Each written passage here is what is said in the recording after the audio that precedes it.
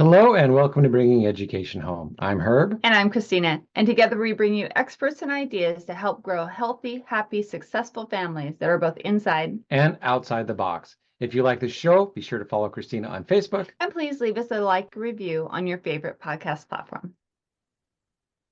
I now have the pleasure of introducing Heidi Rome. Heidi is a speaker, author, and autism mindset coach whose message, love, don't fix, grew from her journey parenting her non-speaking son, Ethan. She helps parents and caregivers release the pressure to control, get it right, and instead connect through love, trust, and curiosity. She teaches a core principle. When we presume competence in our children, whether or not they can express it yet, we build stronger relationships, invite growth, and make space for their true gifts to emerge. Heidi is also the author of You Just Have to Love Me, and is now a groundbreaking intentional, is now building a groundbreaking intentional community for autistic young adults centered on dignity, consciousness, and contribution. Welcome, Heidi. It is a pleasure to have you here today. Thank you so much for joining us. It is my pleasure to be here. Thank you for having me. When I met Heidi, it was one of those things like, oh my gosh, we really, really need to have her on the show, because as parents of an autistic child ourselves, we come at it from one direction because we are on the high functioning end of the scale. And then when we talk with Heidi, we'll find out about where her son lands, but it's different directions, right? And we had one person say, oh yeah, I have an autistic child. We need to get our two children together.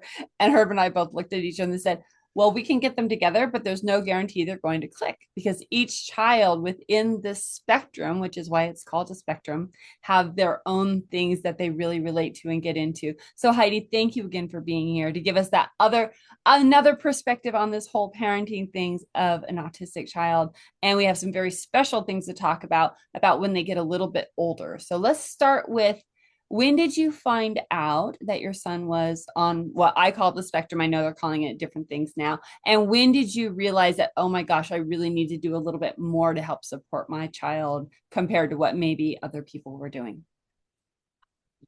Well, Ethan pretty quickly was missing milestones. Very quickly. My husband even noticed, gee, he's not making the same eye contact as his older brother. And I hadn't picked up on that. I thought, oh, he's thinking about deep thoughts here. I didn't notice that he wasn't quite looking at us. And the most obvious thing for him was he was silent. He never did the babbling, the ba ba ba ma ma ma, the normal things that kids do as they are developing language. He never did that. So there were many early signs. There are many people with autism where they were progressing normally and then something happens and then they regress. That was not Ethan. Ethan was behind the eight ball almost from the very beginning. Yeah, and see, that's our son. He seemed to be developing and progressing normally. And then there was a sudden kind of like stop and regression. So yeah, we get that. Yeah. So from the very beginning, then you knew, or almost from the beginning, you're like, oh, I need to check into different services and things like that. Yeah. Yeah. Well, in the beginning, I mean, I knew what autism was, I think. I think I had heard about it, but it's always somebody else. Yep. That's somebody else's problem. And the doctor had just said, gee, he couldn't sit up unsupported at 9 months. And that concerned her. So she said, okay, get him physical therapy, get him early intervention. So that physical delay is what got us into the system. And we started doing that, and it seemed to help. He started to sit up. And true, it was late to crawl. She made him crawl because you're supposed to crawl. And she had him do that. And so I thought, oh, good, we've fixed it. It's all good now. We're good. And yeah, he's quiet. Oh, but he's a late bloomer. I was a late bloomer. Of course he's a late bloomer. Oh, that's okay. Because I was not able to even entertain the thought that there was anything more than that. Uh, and the doctor was, go have him evaluated. And ultimately, we did get the autism diagnosis. He was not even 2 years old yet. He was very young for it. But yeah, that was hard. That was a hard day. So what does an autism diagnosis in a 2-year-old look like? Because a lot of times they use, again, communication and interactions. And so at 2 years old, that one's tough. There's certain other things that are a little easier to diagnose that young, but autism for me I don't see it coming in that early. So what were the signs in that early of an autism? Well, the word autism wasn't actually used immediately. Before that had been PDD-NOS, which is pervasive developmental delay, not otherwise specified, where there's a delay overall, and we don't know why. So we're going to give it this name. And then as they get old, because we don't want to use the word autism too early, even if we think that's what it is. He also had some of things that were clues that this was what was happening, even before they attached the word. For example, he would flap. He would give tones, vocalizations. So while he had no words, he would just in the car at certain points. I think when we would pass certain towers, the power tower, there must have been a tone that nobody could hear, but he heard it. So whenever we would pass, he would suddenly, it's like, okay, what was that?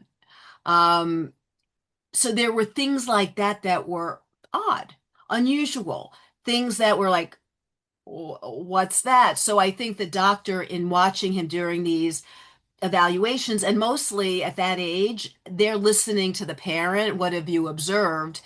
And as we say, he, will want to watch a video over and over and over again, and line things up. And there were certain things that were clues this kid is not developing typically.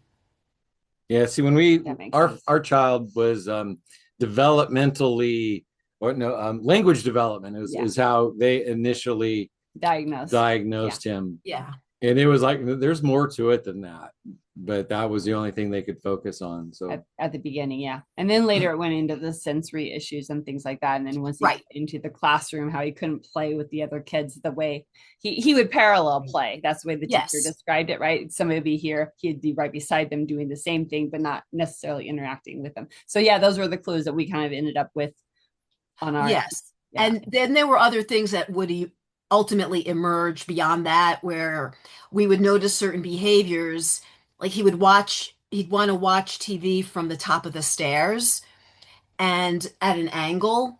Well, we brought him to a vision therapist, because it turned, his eyes were normal. Like we had brought him to the ophthalmologist. They're like, his eyes are healthy, thank God, they're normal, that's wonderful.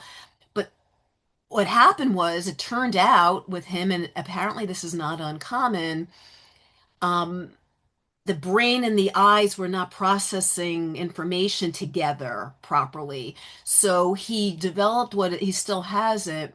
It's called visual neglect, where he ignores all the visual information coming in from the right eye.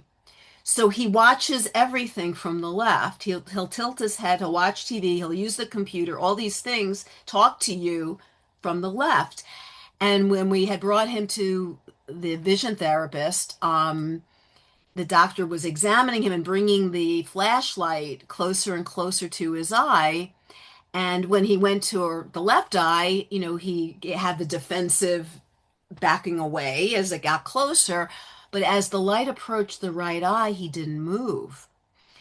And it was the scariest thing, because I said, is he blind in his right eye? And the doctor said, no. But the brain doesn't know what to do with all this information, because it's probably not matching up. And the body is incredible. So the brain's like, you know what? I'm just going to ignore that. I'm just going to focus on over here. It's like, okay. But my that- first thought on that is, did you patch his eye so that he was forced to use the other one? So that was like, oh, Yeah. just like start covering the other eye for a little bit. well, that he my tilted brain his went right head. there immediately.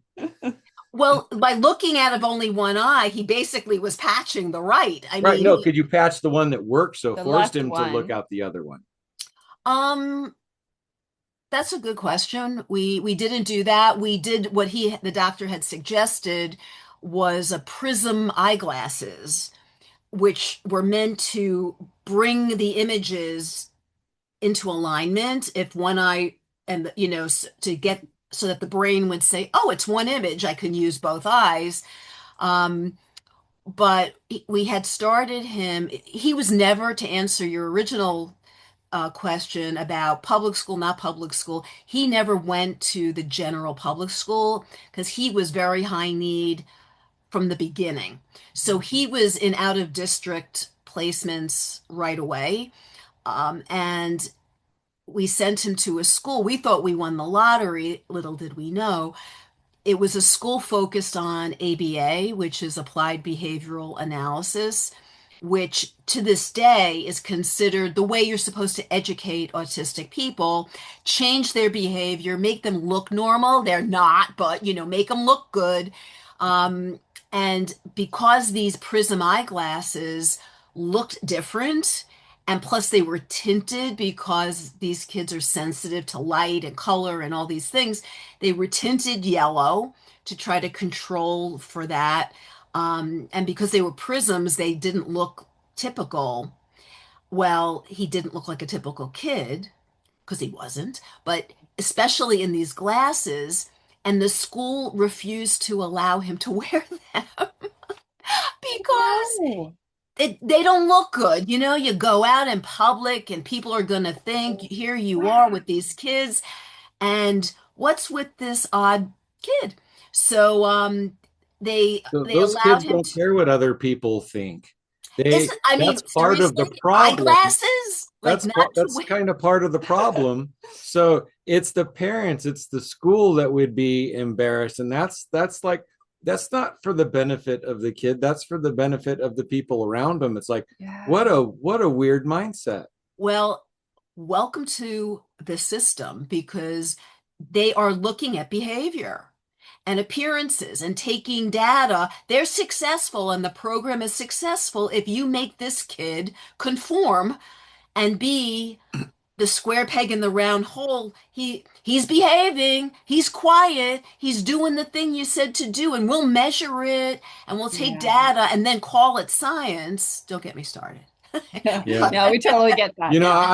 I'm in some coaching groups, and some of them talk about how the parents send their children off to therapy to make the kids better so that they behave the way the parents expect.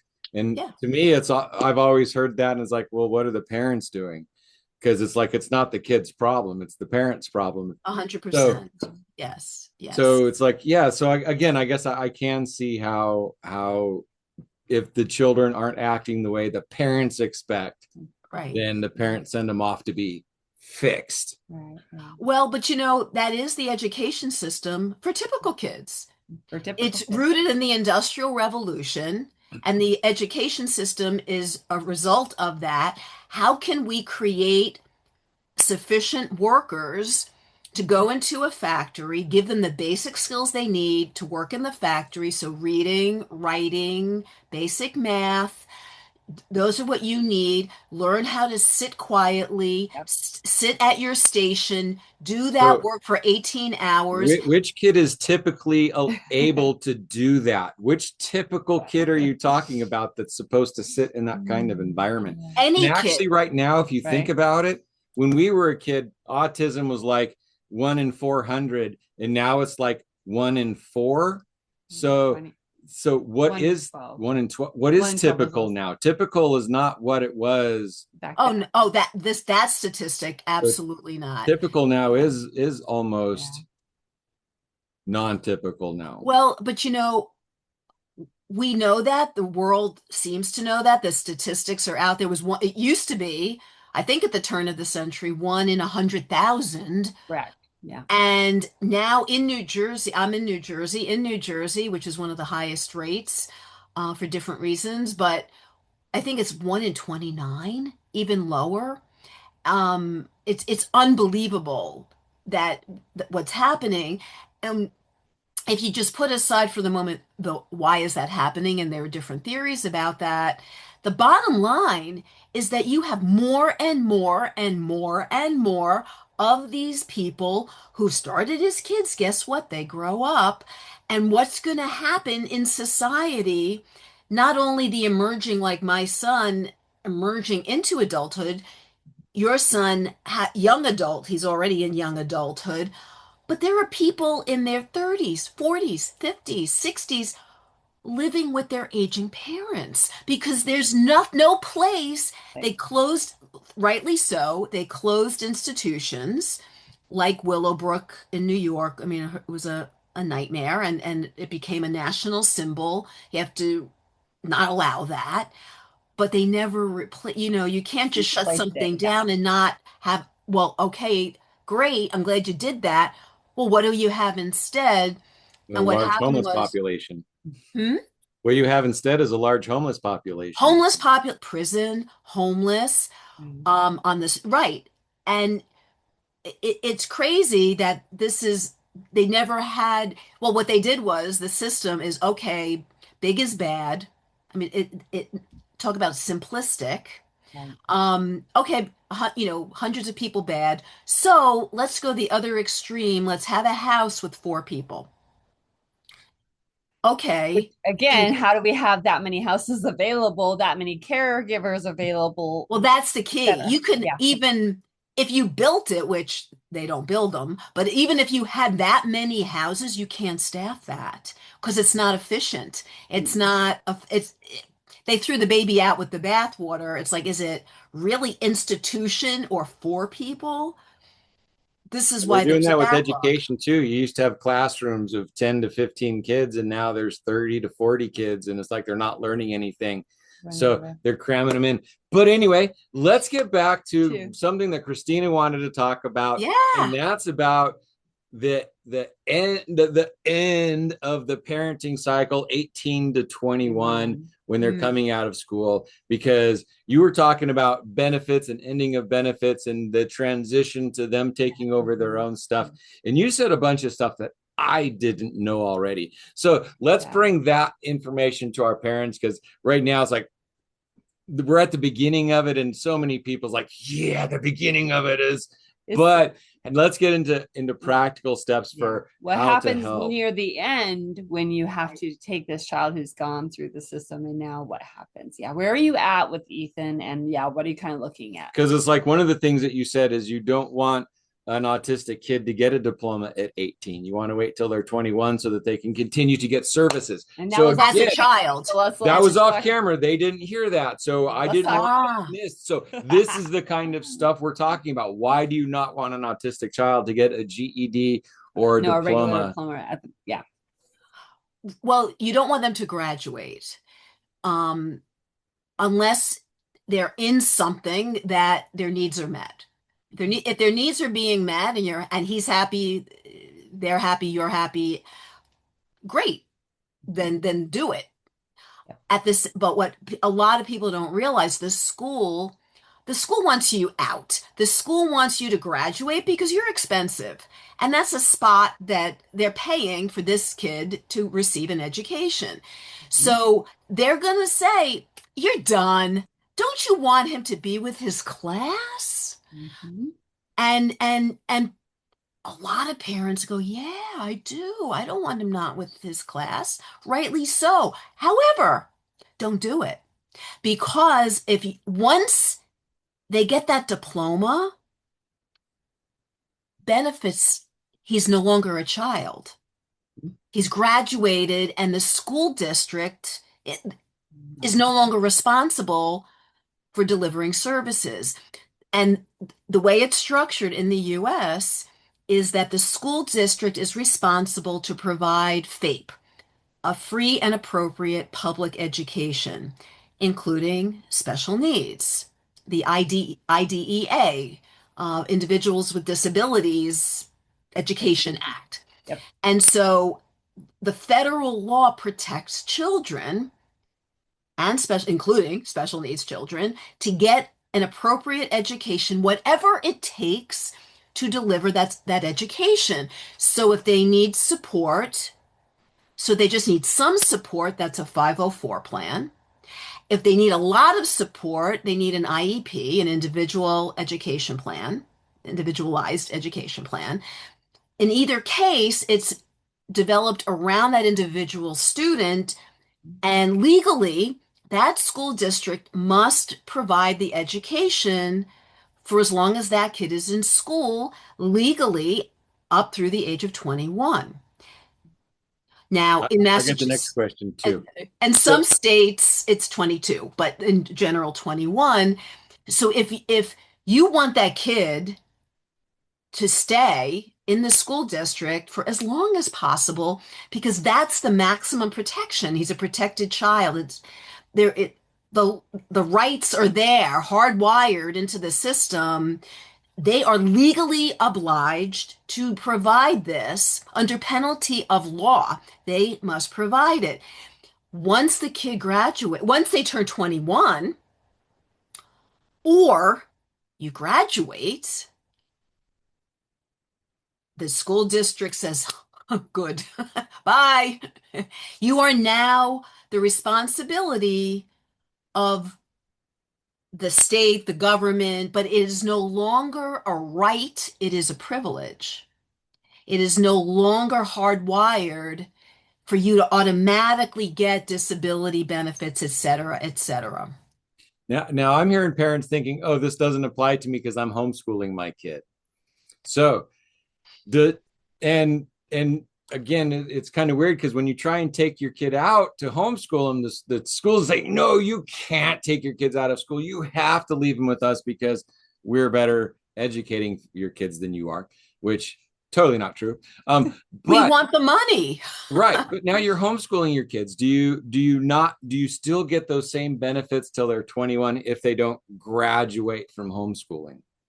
I don't know the answer to that. I don't know what happens. And I would speak with an attorney. There are special education attorneys. Yes, that's a thing. You want an attorney who is an expert in that. My guess, and it's a guess, is that the law is the law until 21. And if the kid has not graduated, the school district, I would think, is on the hook to make sure that through 21, he's going to get the education services that he needs. Now, the related services, OT, PT, speech, all the other things, the school district actually will provide up to a point, because you would make the case, well, he needs those in order to be able to learn. In order to receive the education, he needs to be regulated. In order to receive the education, he needs these certain basic daily life skills, and therefore it's still the responsibility of the school, no matter what they say, to provide that to the child because it's necessary for them to receive an education. But the homeschooling piece, I'm not your expert about that. And I really encourage parents to check into this. What I've heard about that, there is a personalized education plan that deals with kind of the same things as an IEP with the homeschool family, but it's not exactly the same. And I am myself not completely versed on that, but we do need to have people look at it. But the biggest thing that you're saying that I really want to jump back to is that whenever your counselor or whatever comes to you when they're close to 18, and they're like, oh, you want them to graduate, don't you, with their class, right? If they're on the verge of being self-sufficient, you need to really weigh and balance that. Can they be self-sufficient, graduate, awesome, good to go? If they can't, what services are there and they can continue until they're 21? In Oregon, they have something called a modified diploma and a regular diploma. That's also something to check out in your states, because one will allow services to continue. So they quote unquote graduate with the class, but it's like a modified, they know there's more that needs to come. And then if they have a regular, then you're right, those services are done. And that's what happened to our son. He graduated with a regular diploma, and all of a sudden we were up against, oh, wait a second, things stopped moving. We have to do this a different way. Yeah. Right. Yeah, that definitely find out. And find out before 18. Because, and the same thing with guardianship. I don't know if you cover those, but that's critical, because forget the diploma for now, at 18, universally, you're an adult. Yep. Including, and people don't realize that, health decisions, big decisions, and then all of a sudden financial decisions, and then all of a sudden it's like, oh wait, I don't tell them what to do, or the bank won't listen to me, or the hospital won't listen to me, and all of a sudden you're like, oh my God. Yeah. And at 18, it is too late. This is something that if you have a child who requires guardianship, and there are different levels of that too, but if it's something where you feel you'll need to step in, sooner than later, it must be that 18th birthday. That's it. You are now out of the picture unless you've put it in place. Exactly. Yeah. And just an example of that, our son, like I said, we graduated him at 18, not fully understanding everything. And like I said, fortunate for us, he's on the high end of the scale. He's, fairly self-sufficient, etc. And when he went to go to college, community college, and do some classes, I had always gone with to guide and help him. When I sat in that office about college classes, they're like, why are you here? It's like, right. Because I'm his mom and he feels better when I'm here and I help guide him. They would not talk to me. They looked directly at him and said, can she be here? Is that okay? Totally took him aback, because he's like, wait, she's always, And so until he specifically looked them in the eyes and said, yes, she can infer on this confidence. Yes, she can, so those kinds of things, they get caught off guard. And we know with our kiddos who are already speech delayed, processing delayed, that could have thrown him big time. They're caught off guard. Yeah. Exactly. Yeah. So what are you working on now? So we know that you are in this space with Ethan, right? He's getting close to aging out of the system. You've been doing your homework. You know that there are certain things that have to be in place, but we also know that there's not the big institutions or even enough small institutions to help kiddos who need that specific help. What are you working on, and what is your dream? What's happening? Wow. Well, there's a year. Ethan is at a residential school for kids with severe autism, because he's a non-speaker. He has some language, but it's very unreliable. A lot of it is echoing. And he often says the opposite of what he wants. It's just like this thing that happens. However, through typing, thank goodness we were introduced to some of the typing technologies, the typing to communicate, spelling to communicate technologies. And through that, he has can express himself. And this was a kid when he was 5 years old.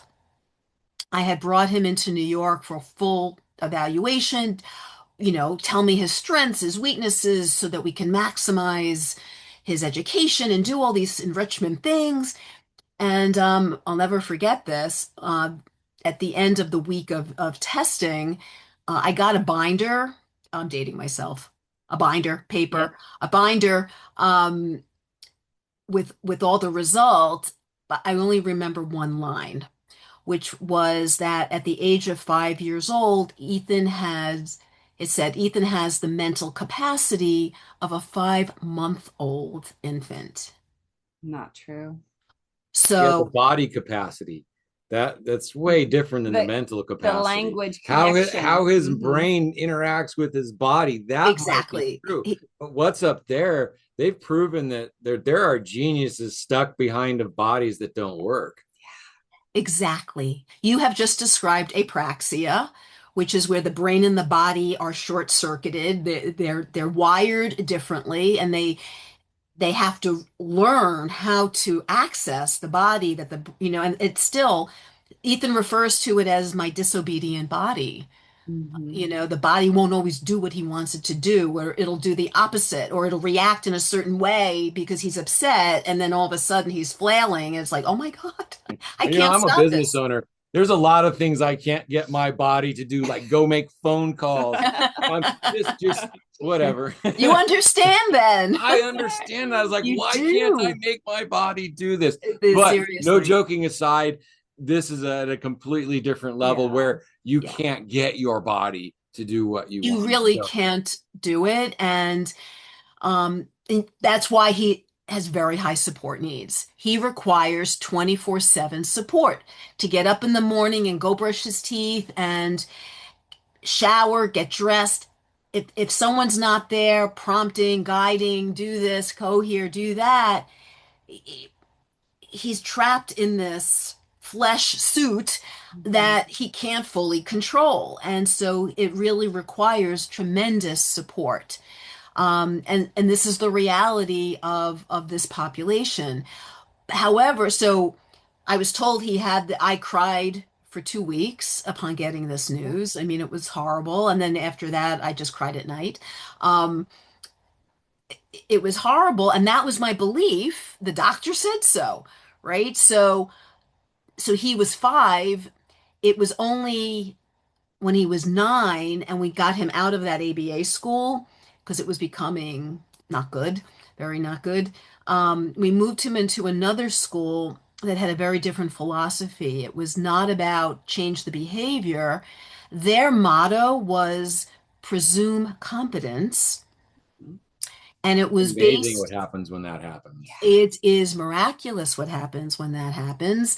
And their philosophy was not change the behavior. Their idea was behavior is communication, which is true for all living things, by the way. Behavior is always communication. There's a behavior because there's a need not being met. As soon as the need is met, the behavior is not needed to communicate that a need is not being met, and it goes away. And they understood that. They also understand that play is the foundation of all learning.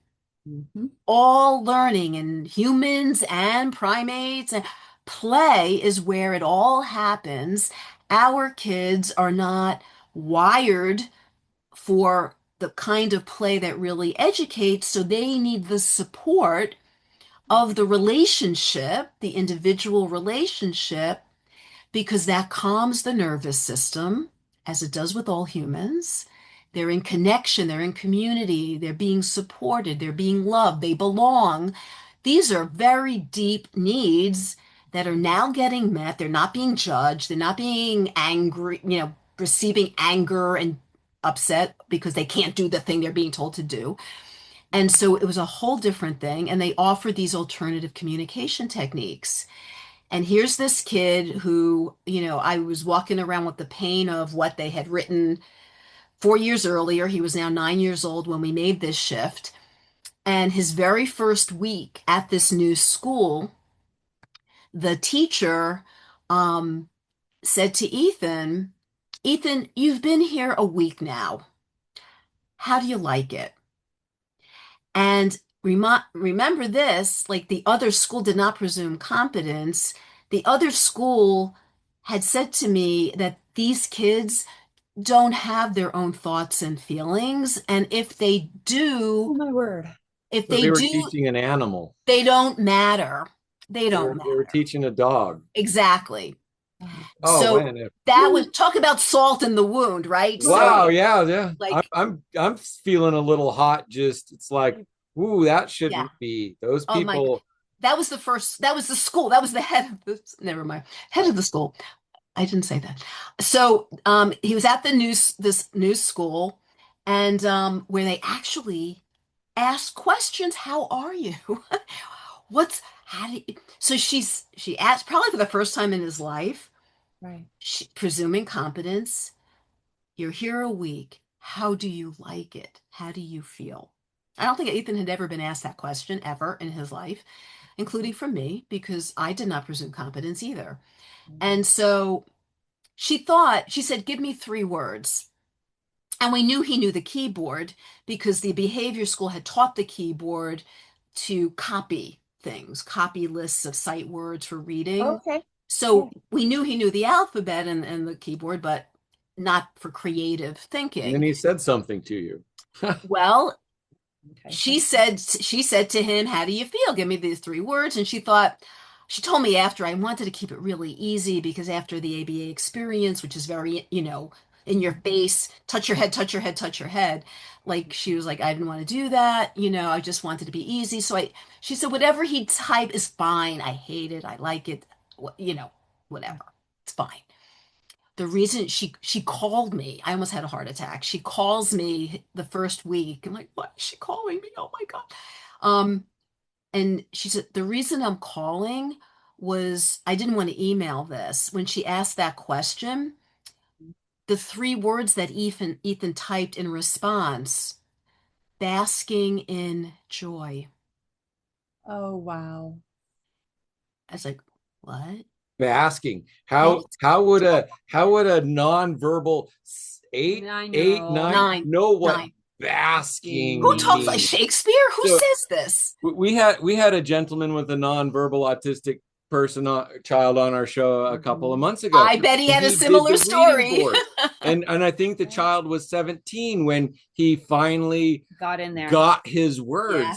And within 3 years, I think he's now going to a major Ivy League college. He's headed towards Because from college. 17 to 20, he's writing poetry. He's proven his competence. He's like, he knew all along. He just didn't have a way to get it out. He couldn't get it out. They're locked in their body. They can't get it out because we don't realize the apraxia. You don't realize how many small muscles to speak. He used to get in trouble at tremendous. school because they were treating him like he was dumb, and he would get frustrated. So he would start acting out and So being they a would send him problem. home So they on would send him purpose. home. So they would stop making him do stupid stuff at school. Oh yeah. And it's Oh, like, and he couldn't talk about it. So it's Yeah. like, what is the behavior is communication, Communication. like you said earlier. Well, Like- it's interesting. I mean, I have so many examples to share about Ethan, but this was a kid, not Ethan. But to your point that his mother actually saw it was the math lesson of the day. He was, I think, 20. The math lesson was the little red hen counts to 10. So he was bored to death. The colors, the shapes, like preschool stuff. Yeah. They're still doing this at 8, 19 because it's babysitting. It's not education because they don't presume competence. So he was typing with his mother. They think I'm stupid. Tell them I'm smart. They think I'm stupid. I understand, this little red hen counts to 10. And he's like, I understand math equations and they're giving me this baby stuff. So she said, what do you mean you understand math equations? Like what? Because they certainly weren't teaching him math equations. Right. What do you mean you understand math equations? He types, like the math equation that predicts how cancer moves through the body. And we're like, what? What math equation is that? That's not one I know. Seriously? But this is what's locked. Ethan, when he was, how old was he? 9. He had just started at the school, and I went in to work with him to do the typing. It's practice because he sweats. It's very hard work for him. Yeah. His body is not wired for this. It's practice, eye, hand, point, he can't focus his eyes. Remember, he has trouble focusing his eyes. Wait, where's the board? What do I want to say? Point. It's a lot, and he'll sweat, and he'll sometimes have to lie down in the middle of a session to rest because it's so consuming for him. So I go in and I'm typing with him, and Lisa, the teacher, says to him this day, he was 9, so 11 years ago, Ethan, let's just type, what do you like to do every day? Let's just type about familiar things to. So I say it was 11 years ago because he typed that I knew he liked to watch the news. Now no one wants to watch the news. But then he was, I like to watch the news. Yeah. Oh, so she says, Mom says you like to watch the news. Let's type about that. And she says, why do you like to watch the news? And he types, I'm interested in global things. 9. Okay, great. She said, that's wonderful. Fabulous. Why are you interested in global things? I'm interested in conflict. So, Miss Neurotic, I hear this and I'm thinking, I don't say it, but I'm thinking, and by the way, they're telepathic, but that's for another time. I'm thinking to myself, I was going to ask that. Yeah. If you heard about that. Yeah. Hold that thought. Hold that thought. No, we're going to run out of time before we get I know. We can talk about that afterwards. Yeah. It's like, is your kid psychic too? I was going to, but telepathic. Yeah. Yes to all of it. All of that. All of that. Yeah. So I'm thinking, why is he interested in conflict? Is he a criminal? What's this about? Is he going to be manipulative? Like, I start spinning. Like, this is my problem, right? It's not his. I'm spinning. The teacher, though, is cool as anything. That's why she can do what she does.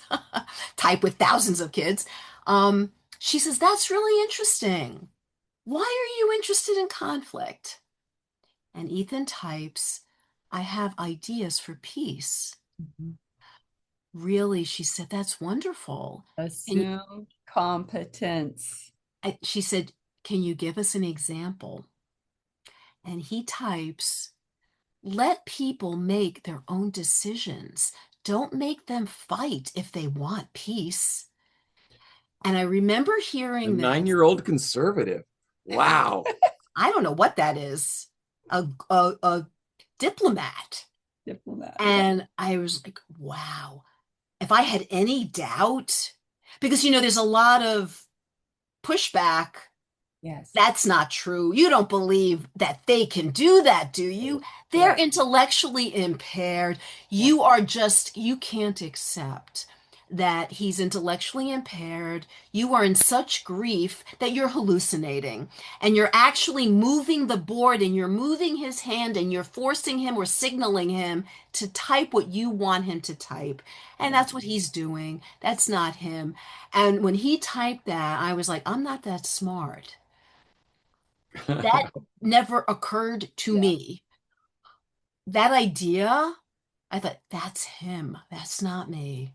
That's not the teacher. We were all shocked at that. So, yeah. Wow. There are a lot of gifts that are locked in there. So, speaking of gifts, because you are a gift to all the parents, all the audience who is listening, let them know how they can get a hold of you, where they can get your book, so that they can continue this conversation if they have an interest. Like, no, I really need to talk to Heidi. Well, I have a website, HeidiRome.com, and the book here's the book, and it's on Amazon. You just have to love me. Because when I had an amazing conversation in which Ethan typed about, I had asked him, what are your thoughts about God? And it was an amazing conversation in which God is in my heart and he'll always protect me. And it was a very beautiful conversation. And in it, that he chose to come here with challenges and why and all this stuff. And then I said, what can we do to help you? And first he said, I have to complete my journey as prescribed by God. But that's not good enough. It's like, sorry, but what can I do? Like, yeah. And then he responded, you just have to love me. And that is your job. The rest is my job to do. I wish more people had that understanding. Epiphany and understanding. I kind of do, and I've lost it, and I've got it back, and I lost it. And when I hurt my head, it all went away. And that was 20 years of darkness that was unbelievable. And recently, God's coming back into my life. He's never left, but I actually turned and saw him again. And so that has made an incredible difference. So to be able to have that, even at 20, I had it at 20. I lost it somewhere along the way, but to be able to have that and to understand that at that level. And, you know, having people not talk him out of that for 20 years because they didn't know that's how he was thinking. Because if he had said that, people would have talked him out of that stuff. So another blessing of the silence that allowed him to get that deep into life. So, well, you know, we never, I'm even going to say to you, Herb, we don't lose it. We happen to forget. You know, and then someone comes along and says, just remember, it's still there. The story of there's only one set of footprints in the sand. And I got mad and it's like, and then when he put me down, it's like, oh, you were carrying me. And because he had to put me down before I could see it. And so while you're in it and you're being carried, it's really difficult to understand that. But he's carrying you. And if you don't have that right now, when you gain competence and he puts you down, take a look around and you'll see that he's been carrying you. So that's right. And Ethan, with it all, that he always knew that and he always saw that, and God is in my heart and will always protect me. And I often repeat that to myself when I'm having a hard time. Those words spoken, typed by someone who has a tough journey. And yet he reassures me. Recently, someone asked him, Ethan, what's your purpose? And he typed, didn't miss a beat, to help others. And my heart overflowed. I said, I am so proud of you. You have such a hard path, and your purpose is to help others. Wow. You're amazing, and I'm so proud of you. And now as we move forward, we're going to create what Ethan and his community deserve and need, that place, that loving support that honors them, understands behavior is communication, and presumes competence for people like Ethan. And they're all friends, they all belong, and it will be a love-based community that is for now and legacy. Absolutely love that. Oh my gosh. And Heidi, when you have more details, I know unfortunately we have to go today, but you are going to get back on here. We're going to talk about that community more. And everybody, please reach out, right? Yes. Assume competence. Your child is trying to give you messages through their behavior. It doesn't mean they're bad. Assume that competence. And presume competence does not mean, we're not saying everyone's a genius, okay? People get scared. It just means they are capable of more than you believe right now.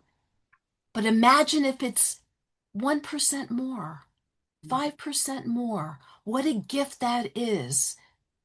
And it's yours for the taking when you presume competence. Thank you so much. Audience, like, share, tell everybody about this, because these are important messages that every single parent of every single child needs to do.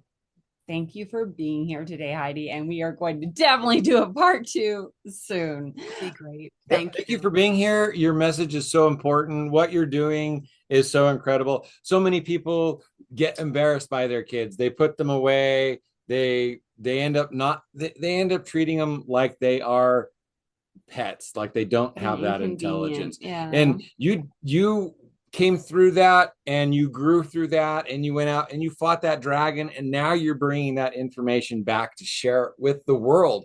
And that's the hero's journey. You go out, you fight your battle, and then you bring back the information to help the community. So thank you for being on our show today. Thank you for being a hero, and thank you for being a hero in your son's life as well, because we all deserve to be able to be seen for what we can do, not for the stuff that just is visible, but for what we can really do inside. So thank you for being here today. Thank you. All right, everybody. Talk to you later. Bye for now. Hello and welcome to Bringing Education Home. I'm Herb. And I'm Christina. And together we bring you experts